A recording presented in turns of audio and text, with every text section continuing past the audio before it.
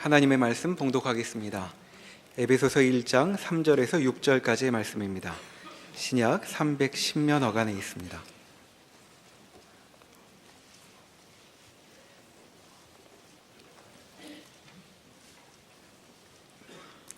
찬송하리로다. 하나님 곧 우리 주 예수 그리스도의 아버지께서 그리스도 안에서 하늘에 속한 모든 신령한 복을 우리에게 주시되 곧 창세전에 그리스도 안에서 우리를 택하사 우리로 사랑 안에서 그 앞에 거룩하고 흠이 없게 하시려고 그 기쁘신 뜻대로 우리를 예정하사 예수 그리스도로 말미암아 자기의 아들들이 되게 하셨으니 이는 그가 사랑하시는 자 안에서 우리에게 거저 주시는 바 그의 은혜의 영광을 찬송하게 하려는 것이라. 아멘. 오늘 에베소서 1장을 본문으로 택한 이유는 우리가 그동안 해온 이사야 선지서의 내용을 마치고 그 이사야 전체에 있는 가장 중요한 핵심되는 내용을 요약해서 후기로 두 개의 내용을 여러분에게 꼭 기억시키고 싶어서입니다. 오늘 하려는 것은 율법주의에 관한 것입니다. 율법주의에 대한 이해를 나눔으로써 성경이 말하는 구원이 무엇인지, 우리에게 허락된 인생이 어떤 의미를 가지는지 이사야서가 내린 결론을 우리 마음에 분명히 하고 싶습니다. 에베소 1장 3절 이하에 돌아와 보시면 이 본문의 아주 중요한 핵심은 하나님께서 창조주로서 모든 것을 만드실 때, 특별히 인간을 만들 때 인간을 하나님의 영광을 찬송하는 자로 만들겠다라고 의도하셨다는 사실입니다. 하나님이 목적을 가지고 뜻을 세우시고 의지로 이 일을 이루실 것입니다. 그것은 하나님의 영광을 우리로 항복하게 하는, 감격하게 하는, 그리고 그것을 기뻐하는 자리로 우리를 목적하고 있다는 것입니다. 하나님의 영광을 찬송하게 하는 것.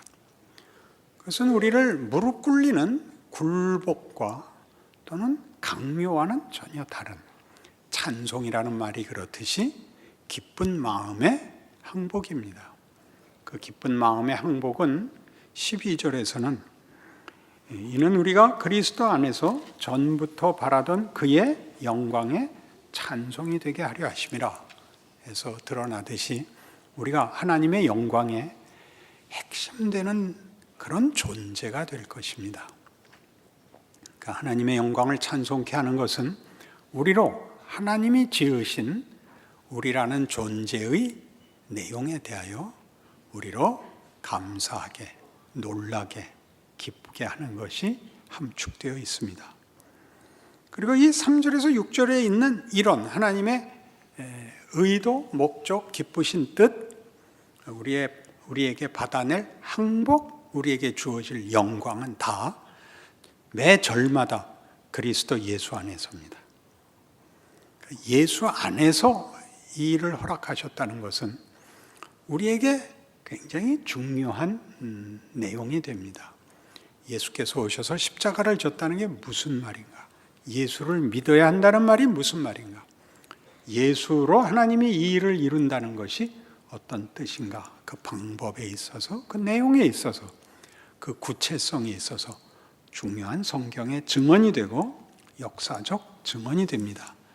그리고 우리 모두에게 기독교 신앙은 추상적 개념이 아니라 실체가 되는 것입니다.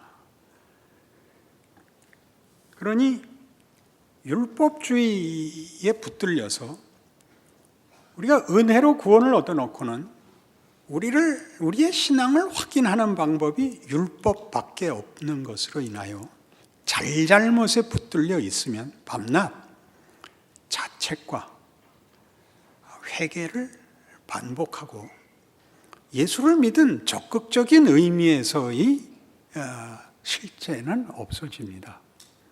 율법주의를 논하려고 하는 이유가 여기 있고, 이사야서가 확인한 역사적 이스라엘의 역사를 들어서 우리에게 납득시킨, 그리고 예수 안에서 우리에게 실제가 된 예수 믿는 신자의 지위, 그 현실에 대해서는 적극적인 이해가 부족하기 일쑤입니다.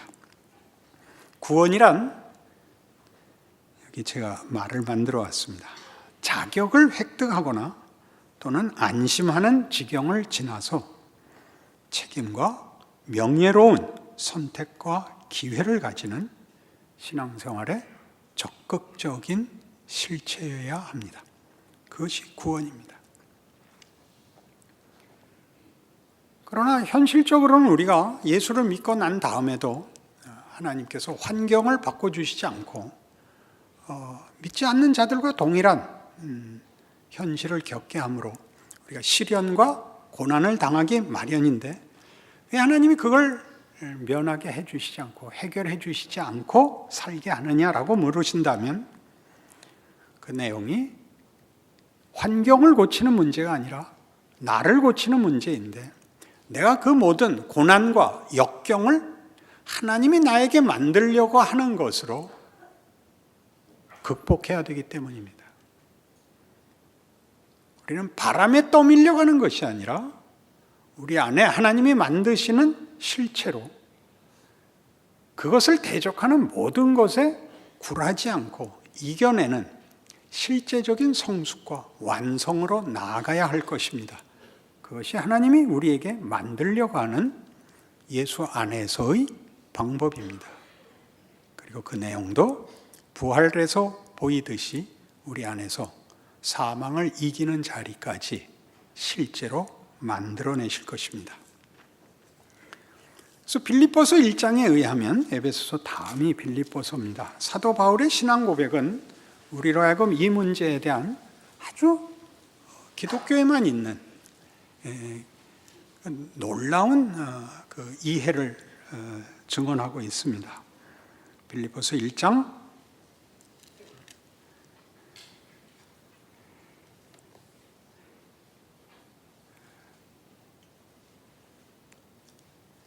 20절, 나의 간절한 기대와 소망을 따라 아무 일에든지 부끄러워하지 아니하고 지금도 전과 같이 온전히 담대하여 살든지 죽든지 내 몸에서 그리스도가 존귀하게 되게 하려 하나니, 이는 내게 사는 것이 그리스도니 죽는 것도 유익함이라.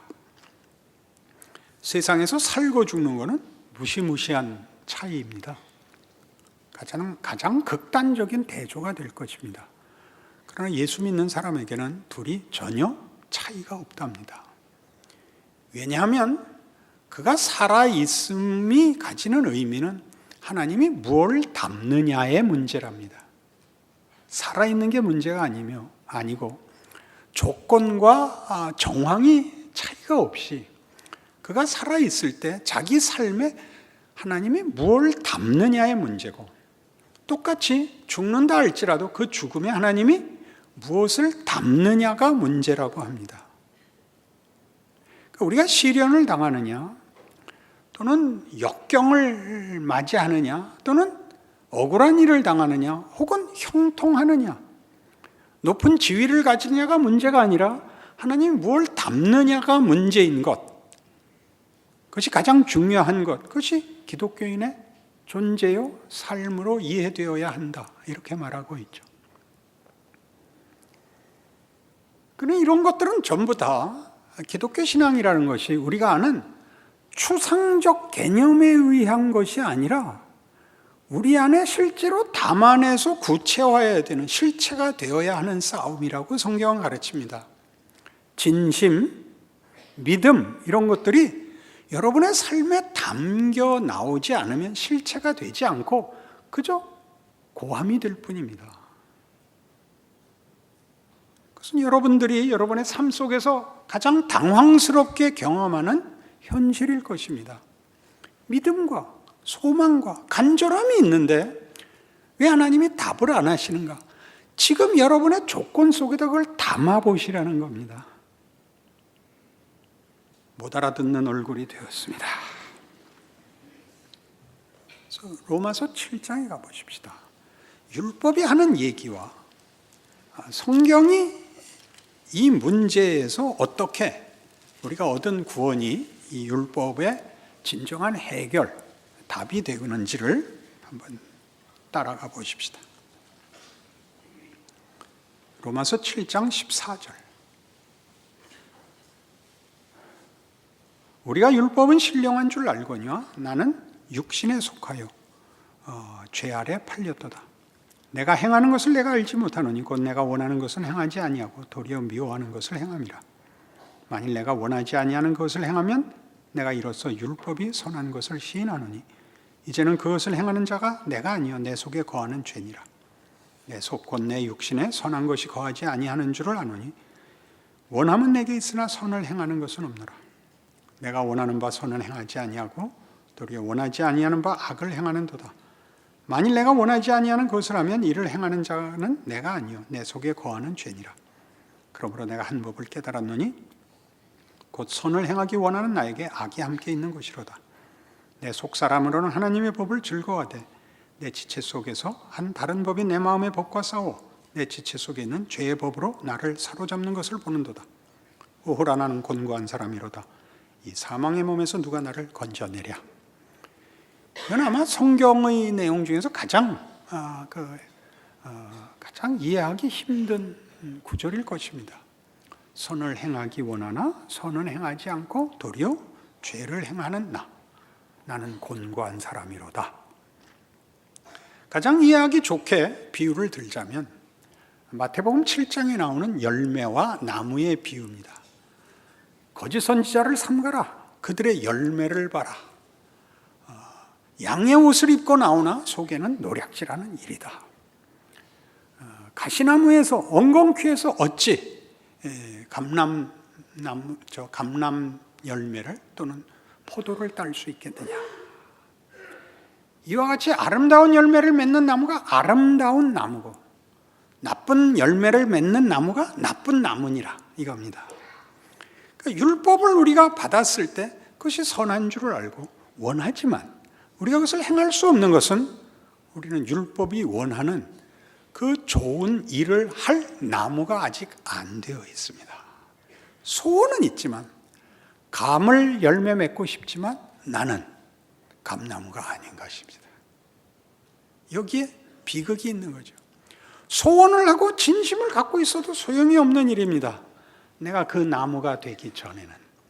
여기에 오라 나는 곤고한 사람이로다 라는 비명이 있습니다.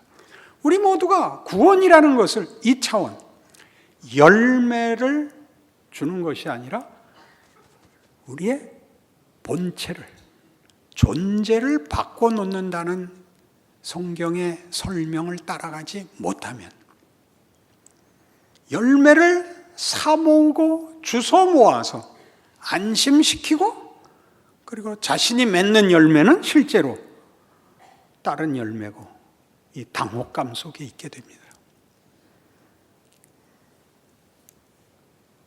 이 로마서 7장 24절의 비명은 그래서 기이하게도 25절에 이런 설명으로 답을 만들어내는데 우리 주 예수 그리스도로 말미암아 하나님께 감사하리로다. 그런즉 내 자신이 마음으로는 하나님의 법을 육신으로는 죄의 법을 섬기노라. 뭐가 답이고 뭐가 아직 아닌지 모르게 됐죠. 예수 그리스도로 말미암는 감사는 분명히 답이 있다는 뜻일 텐데 아직도 이중성을 못 벗어나고 있습니다. 나는 선을 행하고 싶으나 진리를 따르고 싶으나 나는 그걸 만들 수 없습니다. 그걸 예수가 와서 만듭니다. 그래서 8장 1절 그러므로 이제 그리스도 예수 안에 있는 자에게는 결코 정죄함이 없나니 이는 그리스도 예수 안에 있는 생명의 성령의 법이 죄와 사망의 법에서 너를 해방하였습니다. 지금 우리가 사과를 원하면 사과나무가 되었다는 뜻입니다. 사과나무가 되어 사과를 열매 맺습니다. 배나무가 되어 배가 열매를 맺습니다. 선을 행하는 문제가 아니라 그걸 행할 나무, 본체가 되어야 됩니다. 그걸 예수께서 하신 것입니다. 여기서 혼돈이 생기죠. 믿는다는 말은 그럼 뭐냐? 예수가 나의 존재의 본체가 되신다면 믿는다는 말은 예수와 나를 붙들어 매는 어떤 접착제냐? 선택이냐? 본질적으로는 하나님이 하신 일입니다. 재창조입니다. 첫 창조가 우리를 하나님의 형상대로 만들었다면 재창조에서는 예수 그리스도를 우리의 본체로 만드신 것이 구원입니다. 그러니 우리는 이제 하나님의 사람이죠. 이런 식에 의해 우리의 본체가 예수다, 믿음으로 가진다라는 말이 무슨 뜻인지를 고린도전서 1장에서는 이렇게 소개하고 있습니다.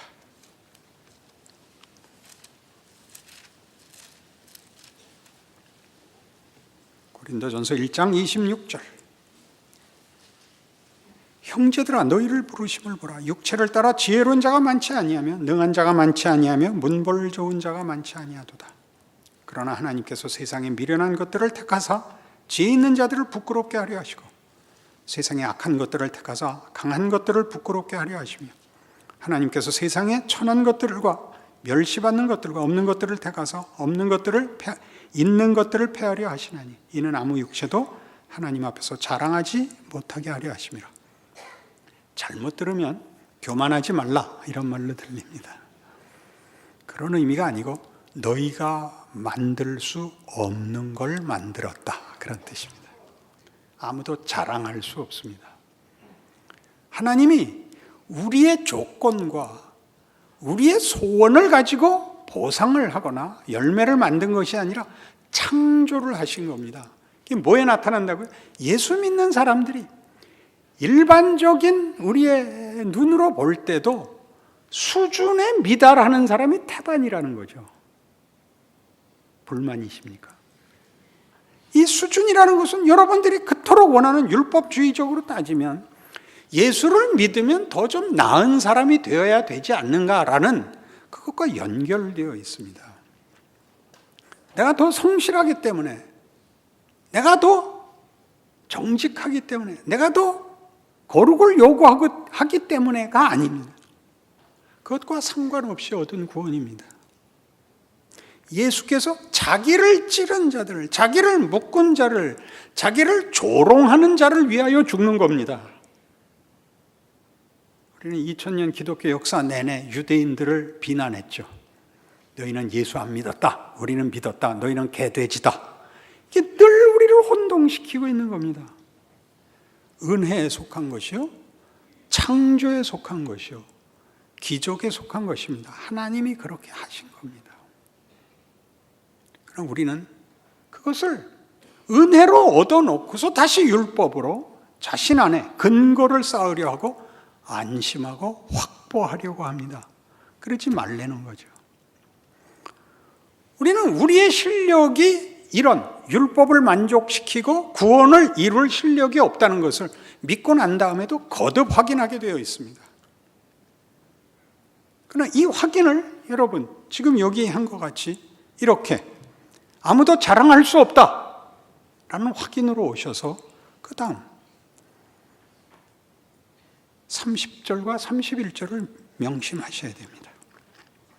너희는 하나님으로부터 나서 그리스도 예수 안에 있고 예수는 하나님으로부터 나와서 우리에게 지혜와 의로움과 거룩함과 구원함이 되셨다. 예수가 우리의 구원입니다. 내가 구원을 받은 게 아니라 예수가 나의 구원이 됩니다. 하나님이 그를 십자가에 못 박아 우리에게 주었습니다. 그가 나의 구원입니다. 이 구원은 나의 어떤 조건으로도 성립되어 있지 않습니다. 하나님이 예수를 보내어 우리를 구원하시고 우리를 재창조하셨습니다. 예수를 알게 되었고 믿게 되었습니다. 예수 안에서 하나님과 화목하게 되었습니다. 그러니 31절 기록된 바 자랑하는 자는 주 안에서 자랑하라 함과 같게 하려 함이니라. 이 자랑을 예수 안에서 하고 싶지 않습니다. 구별하고 싶습니다. 자신에게 납득하고 싶습니다. 나는 원래 구원받을 만한 사람이었어 라고 하고 싶습니다. 율법주의의 무서움이 뭐냐? 늘 흠을 지우는 것이죠. 잘못을 회개하기에 급급하죠. 회개하여 내가 비록 잘못했지만 본심이 아니었다. 잠깐의 실수였다. 원래 본심은 잘하려는 것이었다. 이게 회개의 가장 중요한 부작용입니다. 그러니 회개하지 마십시오. 부탁입니다. 축구는 대단히 인기 있는 종목인데 축구 선수들이 가장 악몽으로 생각하는 건 자살골입니다. 그죠? 그래서 다음 시합을 할 때마다 나와서 센터서클에 엎드려가지고 지난 잘못을 회개하고 대가리 쳐박고 90분 내내 울다 들어가면 그 새끼는 죽여버려야 됩니다. 지난번에 그랬으니까 이번엔 더 잘해야죠. 계속 잘할 기회가 주어지고 있는데 계속 자책하고 회개하느라고 아무것도 안 하고 자기를 확인하여 하나님 내 잘못보다 내 진심이 큽니다를 증명하느라고 자신만 죽을 뿐만 아니라 모든 예수 믿는 그리고 세상을 죽입니다. 비난과 정죄 외에는 할 게 없습니다. 여기가 큰일인 겁니다. 어제 잘못한 거 있습니까? 네. 오늘 잘하십시오. 만회하려고 그러지 마십시오. 거긴 지나간 기회입니다. 오늘이 있습니다. 내일이 있습니다. 모든 삶의 정황 속에 잘할 수 있는 기회와 잘못할 기회가 주어집니다. 그렇지 않습니까? 그리고 우리는 세상은 할 수 없는 걸 갖고 있습니다. 우리 십자가, 부활, 기적, 용서, 구원, 믿음, 소망, 진리, 생명이 우리에게 있습니다. 그걸 하십시오. 이게 제 고함 질를 문제입니까 이게? 이건 아무것도 안 하고 언제나 과거로 돌아가서 기도에 제일 많은 게 뭡니까 여러분? 회개잖아요. 집에다 써놓으십시오. 하나님 이제부터 회개는 안 하겠습니다. 우리 목사님이 하지 말라 그랬습니다. 내일은 잘하겠습니다. 그런 기회가 오면 네, 잘하겠습니다. 내일도 24시간 준다. 그거 안 해요. 매일 주잖아요. 매일. 왜 한 번도 멋있게 못 구냐고요. 목사님 고함 지르지 마세요. 나 잘할게. 여기라고요. 그러니까 한 번도 위대하게 못 살아본 거예요. 뭐만 했다고요? 자책만 했지. 나아지지도 않고 멋있을 수 있는 기회. 우리만이 할 수 있는 걸 한 번도 못 해봤다. 해보라니까. 너를 용서하노라. 으하하하. 아니 뭐가 겁냐. 어차피 싸워봤자 안 되는데. 옛날에 그 이상 시인이 종로통을 걸어가다가 그 김두한이 폐한테 걸린 거야. 너 일로 와 이 새끼. 그러니까 이제 뭐 이상은 그 폐병 환자고 비리비리하죠. 저랑 이렇게 비슷하게 생긴 우리 족속인데 부르셨습니까? 너 새끼 내 말 들어. 한 방이면 너 죽어. 당신이 이기셨습니다. 할 말이 없죠. 뭘 싸우겠어요? 무슨 주먹을 가지고 싸우겠어요? 시인이. 여러분 예수 믿는 사람이 도대체 무슨 싸움을 했어요? 권력 싸움을 하겠어요? 자존심 싸움을 하겠어요? 성경이 요구하는 겁니다. 그러니 고린도전서 1장 지금 30절이 있었던 바와 같이 예수는 이 보세요. 가치에 있어서도 내가 곧 길이요 진리요 생명입니다. 예수를 우리에게 주면 진리와 생명이 그 안에 들어있는 겁니다. 이렇게 인격이고 창조주의 몫입니다. 하나님만이 진리를 만들고 가치를 만들고 생명을 복되게 하실 수 있는 분입니다. 생명과 진리를 따로 모으는 게 아니듯이 감을 모으면 감나무가 되는 게 아니라 과일 도매상이 되는 것에 불과하죠. 나무가 되셔야죠. 예수를 믿는다는 말이 가지는 것입니다. 우린 다른 존재인 것입니다. 우리는 할 수 있습니다.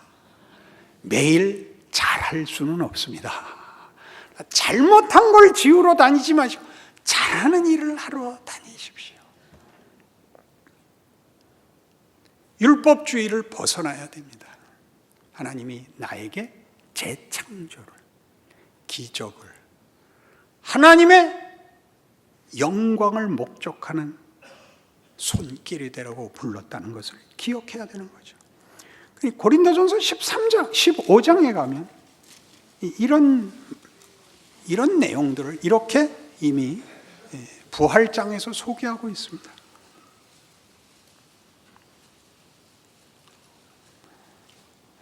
51절, 보라 내가 너희에게 비밀을 말하노니 우리가 다 잠잘 것이 아니요 마지막 나팔에 순식간에 호련히 다 변화되리니 나팔 소리가 나며 죽은 자들이 썩지 아니할 것으로 다시 살아나고 우리도 변화되리라.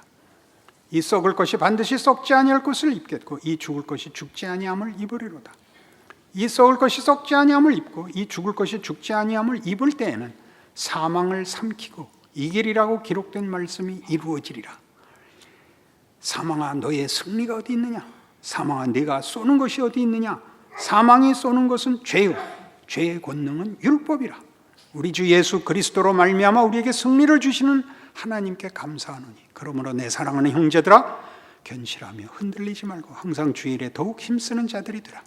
이는 너희 수고가 주 안에서 헛되지 않은 줄 알미라.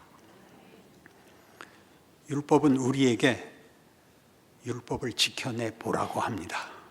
그러나 율법이 원래 의도했던 것은 그것을 열매 맺을 수 있는 존재입니다. 마태복음 22장에 기록된 율법사의 질문, 선생님이요 계명 중에 가장 큰 계명이 무엇입니까? 첫째는 네 마음을 다하고 뜻을 다하고 성품을 다하여 주 너의 하나님을 사랑하라 하셨으니 이것이 크고 첫째 되는 계명이요 둘째는 이와 같으니 네 이웃을 네 몸같이 사랑하라 하셨으니 이 두 계명이 온 율법과 선지자의 강령이니라. 사랑이랍니다. 놀랍지 않습니까? 우린 못합니다. 예수가 하셨습니다. 예수가 하셔서 우리에게 사랑을 할 수 있게 하셨습니다. 그러니 사랑하십시오. 이김을 주시는 하나님, 누구 안에서? 예수 그리스도로 말미암아. 그게 예수를 믿는다는 뜻입니다. 기독교인이 됐다는 뜻입니다. 우린 다르습니다. 할 수 있습니다. 무엇에 혼란이 생겼다고요? 흠을 제거하다가 원래 해야 되는 걸 못하게 되죠. 원래 해야 되는 걸 하시고 부족한 것은 감수하십시오. 그거 시비 걸지 않을 테니까. 그래서 로마서 13장에 가면 당연한 요구가 나옵니다.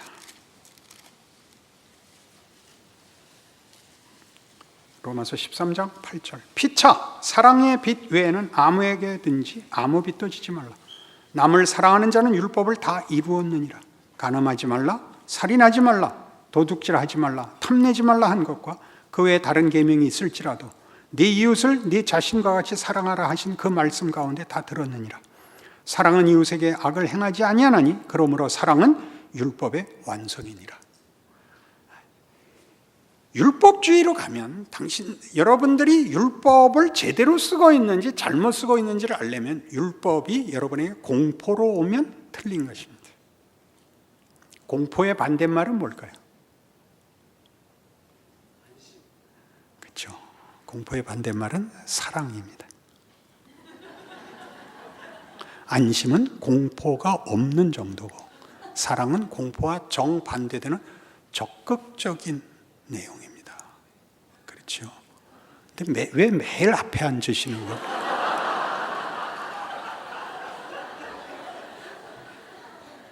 대단하죠?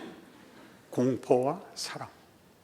아무래도 좋다가 아니라 안심하고 쉽고 단순한 것이 아니라 적극적인 명예와 위대한 모험.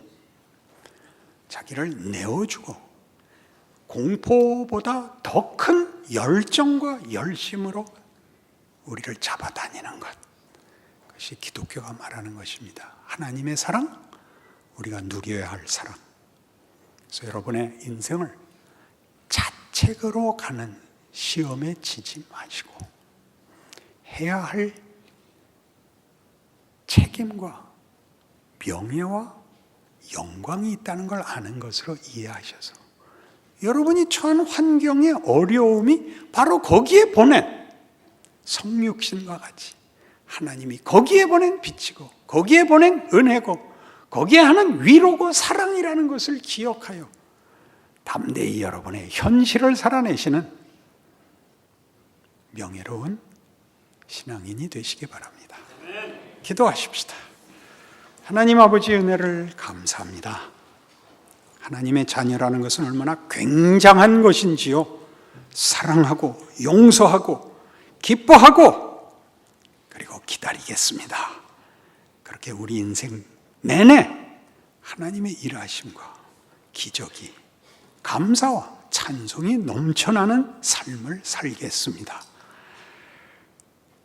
우리를 보는 자가 다 이 하나님을 만나는 귀한 인생 되게 하여 주옵소서.